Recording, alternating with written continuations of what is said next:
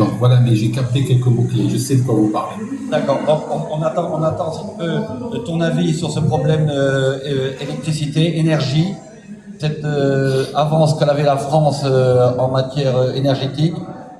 Et aujourd'hui, toi, ton point de vue sur ce dossier-là?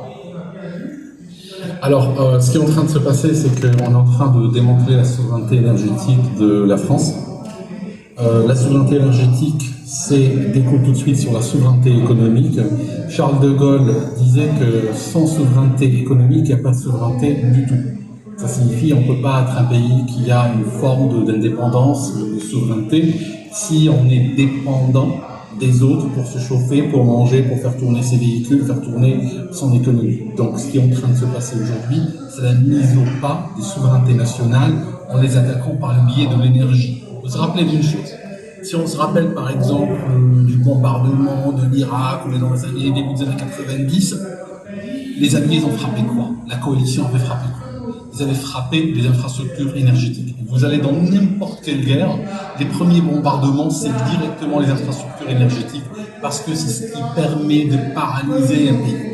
Alors la France, bien entendu, on ne peut pas venir juste envoyer des missiles et puis bombarder. Ça ne marche pas comme ça, c'est une puissance nucléaire, donc on ne peut pas la toucher de cette manière. Par contre, ce qui est possible de faire, c'est induire par l'idéologie, par le discours, qui est aujourd'hui plus puissant que le missile, et la France elle-même ira démanteler ses infrastructures. Elle fera le travail elle-même, il n'y a même pas besoin d'utiliser la violence. Oui, comme Fessenheim, voilà. On lui parle, on peut soit envoyer un missile longue distance, mais bon, là, ça a un petit peu des retombées, mais on peut aussi les travailler sur le plan idéologique. Ils iront tous seuls, ils diront, voilà, on va démanteler Fessenheim. Moi, je pense aujourd'hui qu'il faut une sorte d'amendement constitutionnel pour sanctuariser et protéger l'économie. Parce que, regardez ce qu'on a. Par exemple, comment ça s'appelle Ségolène Royal. Ségolène Royal, bon, elle était ministre il y a longtemps, on l'a oublié, elle n'est plus là.